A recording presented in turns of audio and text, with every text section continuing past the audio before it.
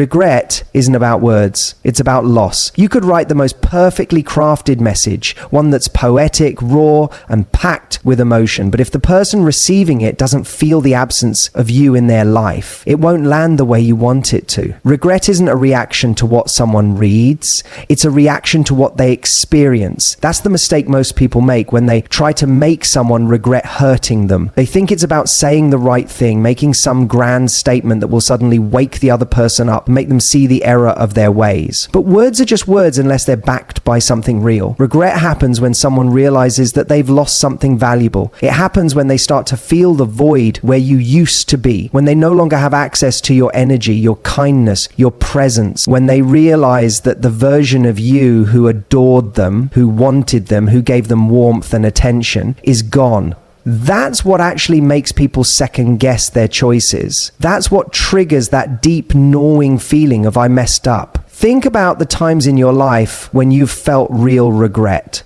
Was it because of something someone said to you, or was it because of something you felt? A moment when you realized that something you had taken for granted was slipping through your fingers? Maybe it was a relationship where you thought you had more time, only to realize too late that the other person had moved on. Maybe it was a job opportunity you didn't appreciate until someone else took it. Maybe it was a friendship you neglected until you found yourself feeling lonely. Regret isn't intellectual, it's emotional, and it's triggered when a person starts to feel the consequences of their actions. That's why sending an emotionally charged message, one filled with pain or resentment, usually doesn't have the impact you hope it will. If anything, it does the opposite. When you pour out your feelings in a way that suggests you're still waiting for them, still hurt by them, still holding on to the past, you confirm to them that they haven't actually lost you, because you're still engaging. You're still giving them access to your emotions, and if they know you're still emotionally invested, then they don't have to feel the full weight of losing you. They don't have to face the reality of what life without you actually looks like. But when you step back, when you go quiet, when you actually start to move forward in a way that's not about trying to get a reaction, but about genuinely reclaiming your energy, that's when regret starts to settle in. Not because you said the perfect thing, but because you stopped saying anything at all. Because suddenly there's a noticeable shift. They're no longer the center of your attention. Their actions no longer elicit a response from you. And that is when they start to wonder, wait, did I lose her? The irony is, most people think that making someone regret hurting them requires action. They think they have to do something, say something, send something.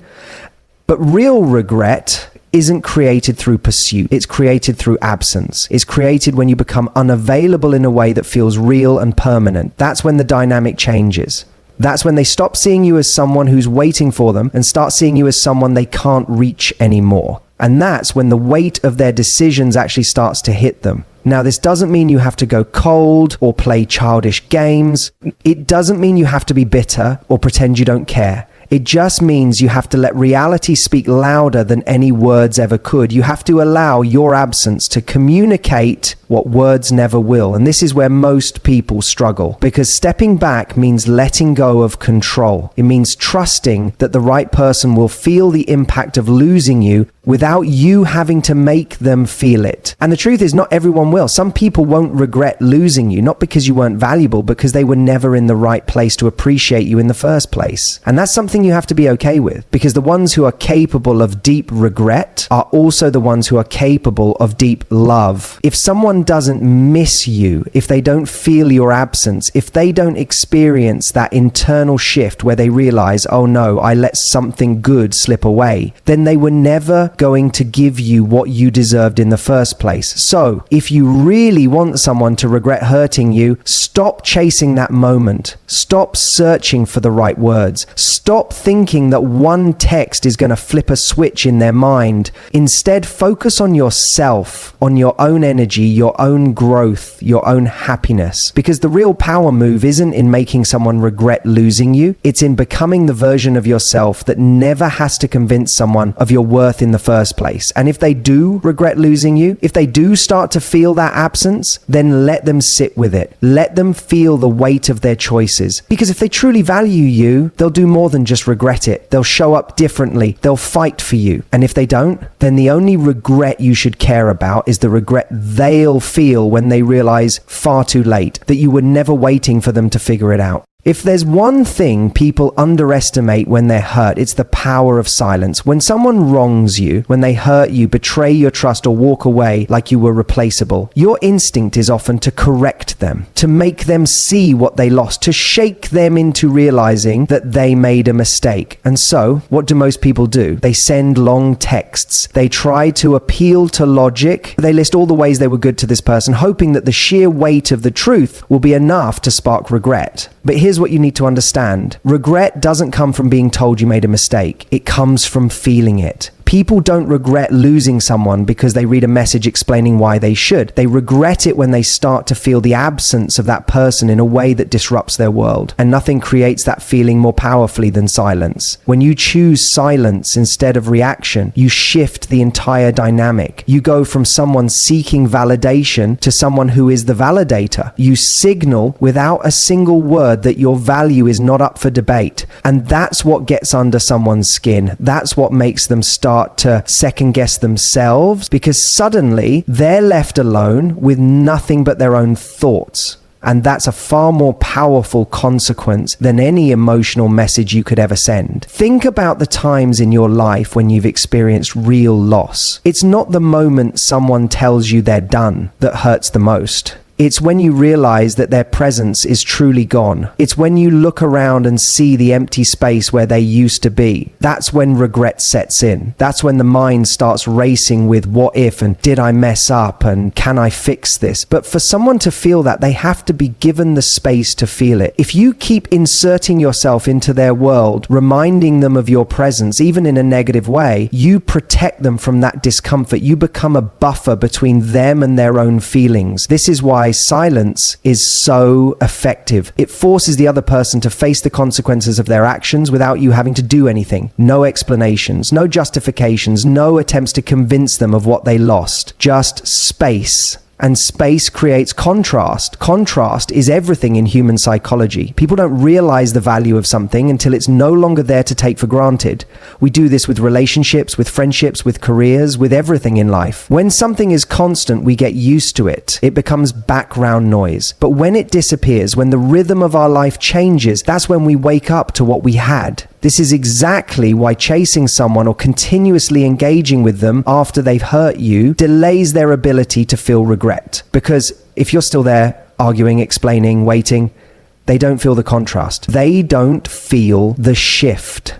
They don't feel your absence. And if they don't feel that loss, they don't get the chance to miss you. This doesn't mean you have to be cold or shut yourself off from emotions. It doesn't mean you have to pretend you don't care when you do, but it does mean that you have to resist the urge to seek closure in the form of reaction. Because true closure doesn't come from what they say in response to you. It comes from you deciding that you don't need their response at all. The person who hurt you is expecting something from you. Maybe they're expecting anger. Maybe they're expecting tears. Maybe they're expecting you to beg or try to make them see your worth. When you give them silence instead, you disrupt their expectations. You create a question mark in their mind. And people hate uncertainty. They hate not knowing how you feel, what you're thinking, what you're doing. That uncertainty becomes the breeding ground for doubt. And here's where the real shift happens. When you choose silence, you don't just make them question losing you, you make them question themselves. Because suddenly,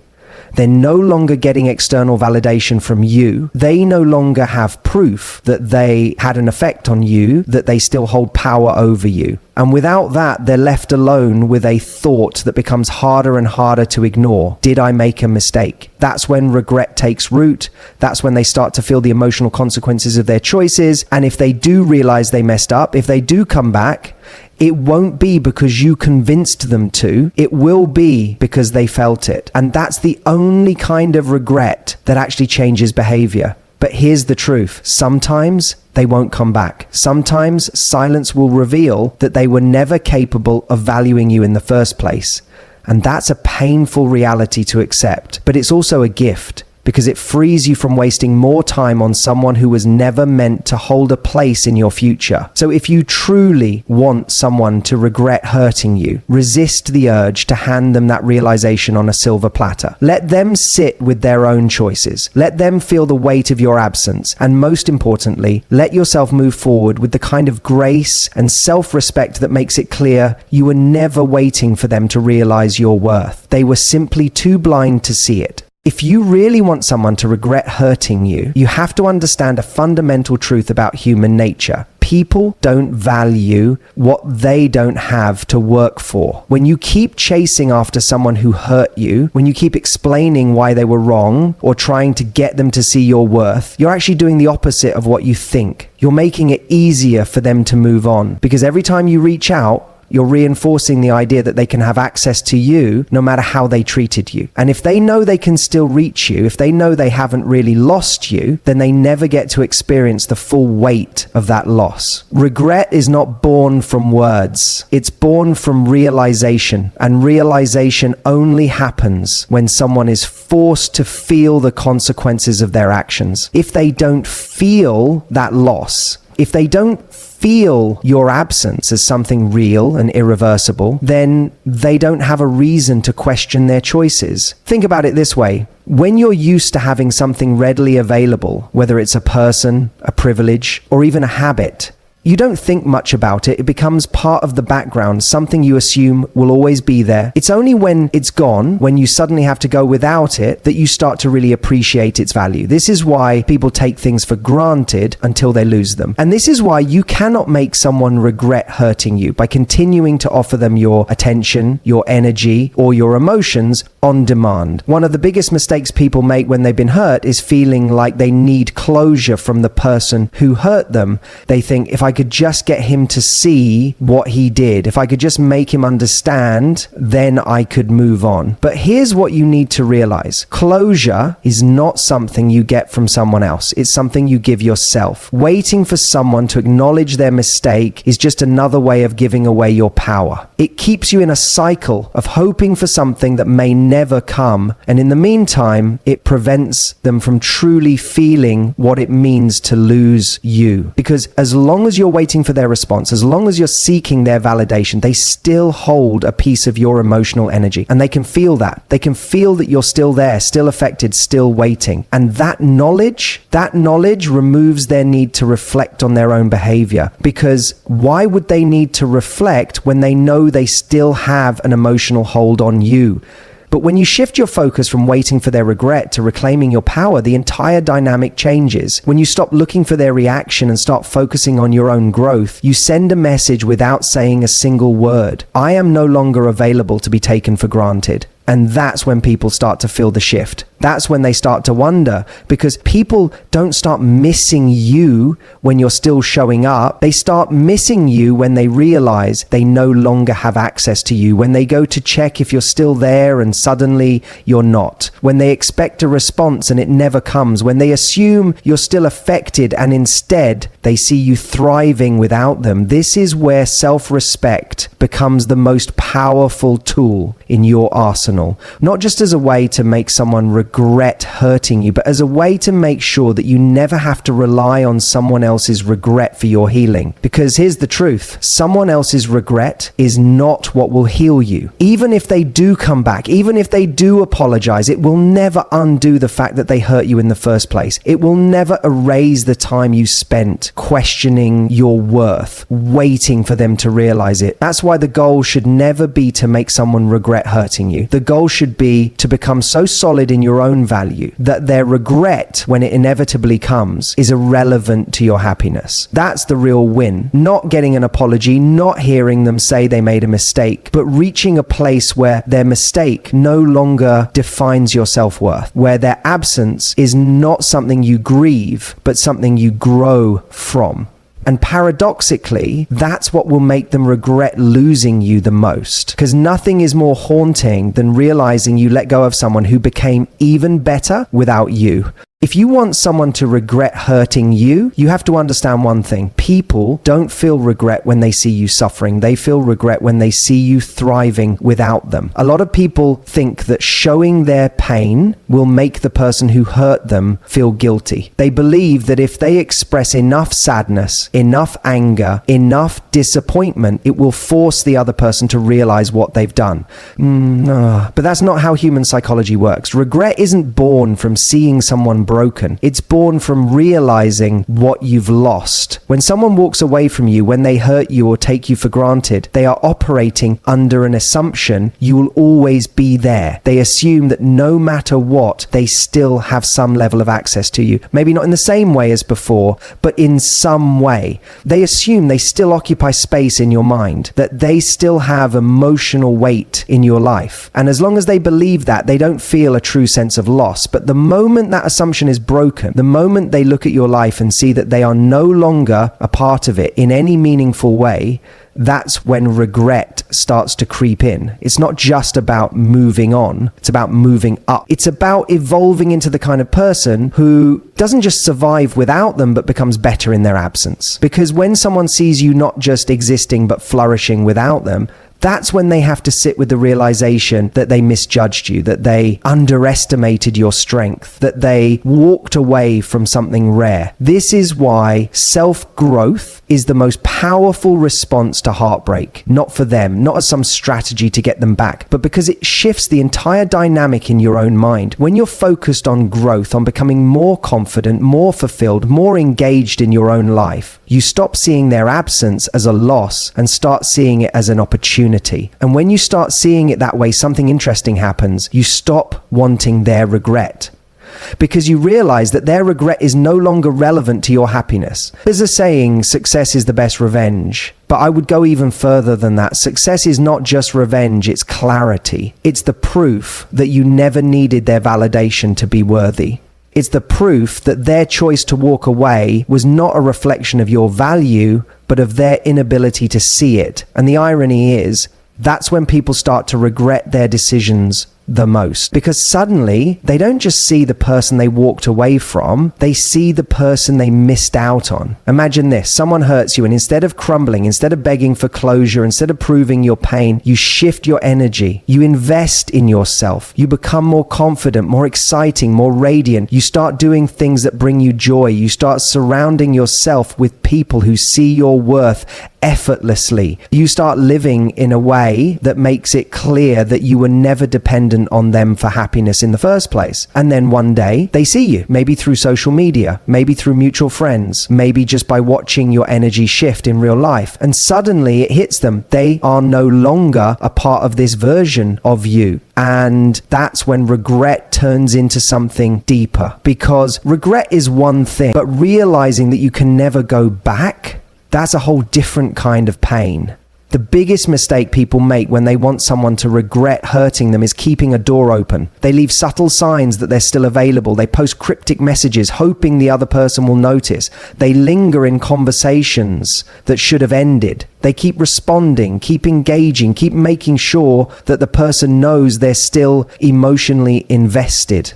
And all that does is soften the loss. It tells the other person, you may have walked away, but I'm still here. And as long as they believe that, they never have to fully confront what it means to lose you. So the most powerful thing you can do, disappear from their world in every way that matters, not in a petty way, not in a dramatic way, but in a way that makes it clear that your life is moving forward, whether they're in it or not. And when they finally realize what they lost, it won't be because you tried to make them see it. It will be because they saw it on their own, and by then it will be too late. One of the most powerful things you can do after someone hurts you is to show them, not through words, not through confrontation, but through your actions, that they miscalculated, that they expected one outcome, but reality gave them something entirely different. Because here's the truth, when people hurt you, they are making a bet, a subconscious one, but a bet nonetheless. They are betting that their actions won't come with real consequences, that even if you're upset, even if you react, even if you express your disappointment, they won't truly lose you. That over time, things will smooth over and they'll still hold some level of significance in your world. And most of the time, that bet pays off. Because when someone hurts us, our first instinct is often to prove our pain, to show them how much they affected us, to demand accountability, to seek an explanation. And ironically, that reaction actually gives them what they want, relevance. Because as long as someone knows they still have an emotional grip on you,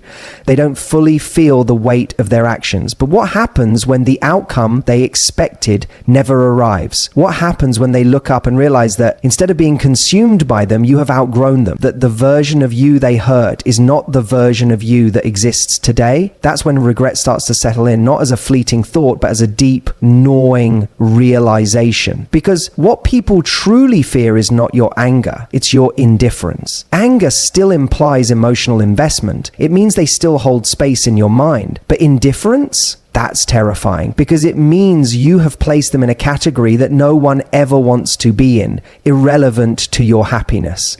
And the only way to reach that level of indifference is to make a fundamental shift, one that most people never do. Instead of trying to make them see what they lost, focus entirely on what you are gaining without them. Because the moment you shift your focus from them to you, everything changes. Your energy changes, your confidence changes, your standards change. You stop operating from a place of trying to elicit a reaction, and instead you start living in a way that makes it clear you were never the one who lost in this situation. And here's where it gets interesting. When someone hurts you and expects you to react in a certain way, whether it's by chasing them, seeking closure, or proving your worth, and instead they see you thriving in a way they never anticipated, they start to experience something powerful. Discomfort, not just regret, but discomfort with the way they handled things. Because now they're forced to sit with a reality that their actions did not just hurt you, but cost them something valuable. And that's when the weight of their choices starts to sink in. But none of this happens if you're still emotionally entertaining their presence, if you're still subtly trying to get their attention, still reacting to their breadcrumbs, still making sure they notice you in some way. You have to disappear in a way that matters. Not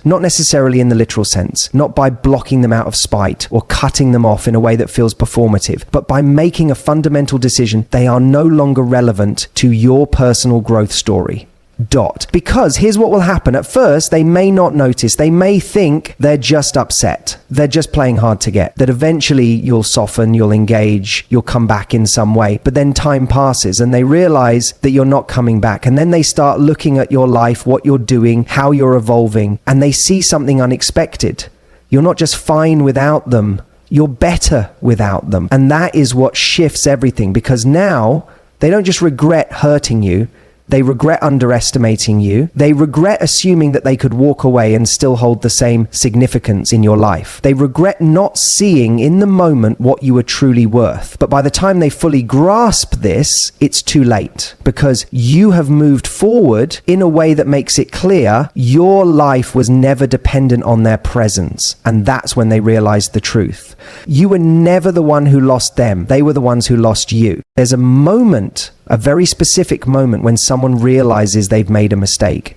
It doesn't happen when you first walk away. It doesn't happen when you tell them how much they've hurt you. It doesn't even happen when they see you trying to move on. It happens later, when enough time has passed that they assume they should be over it, yet for some reason they aren't. See, when someone hurts you, they usually expect to move on without consequence. They assume that even if there's some temporary guilt, it will eventually fade, that life will continue, and that their decision, whatever it was the right one. But what they don't account for is time. Time has a funny way of revealing things people don't see in the moment. At first, they might feel relief. They may feel a sense of control, a sense of validation. But then, gradually, something starts to shift. Because here's the truth. Time doesn't just make people forget. It also makes them realize. And what they begin to realize is you are not where they left you. The version of you they knew, the one they took for granted, the one they expected to always be there, doesn't exist anymore. You have evolved, and they have stayed the same. And that is what starts to eat at them. Not just the idea that they hurt you,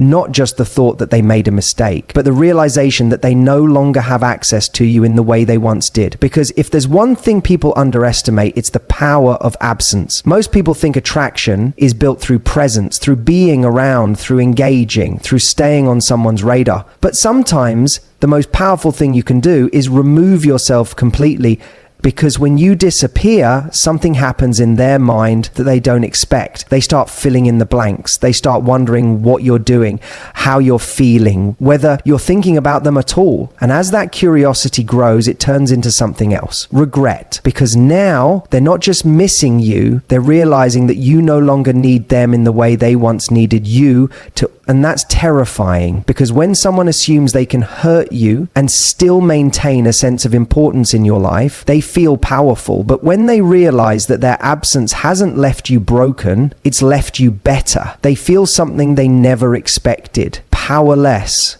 Powerless over the outcome. Powerless over your emotions, powerless over the narrative they thought they controlled. And it's in that moment that they start to panic. That's when they start looking for ways back in. They might test the waters with a casual message, something seemingly harmless, just to gauge your reaction. Or they might reach out with nostalgia, bringing up an old memory, reminding you of the good times, hoping it will trigger an emotional response. Or, if they're truly desperate, they might try to evoke jealousy, posting things designed to make you react, subtly trying to pull you back into their world. But here's the key. None of that matters, because by the time they realize what they've lost, you have already won. You have already done the one thing they never expected you to do. You have moved on without them, not just externally, but internally. And that's the part they weren't prepared for, because deep down, they assumed they would always have a place in your heart, that no matter what happened, there would always be a part of you that longed for them, that waited for them, that hoped for their return. But instead, what they find is a version of you who is stronger, happier, and completely indifferent to whether they come back or not. And that is what breaks them.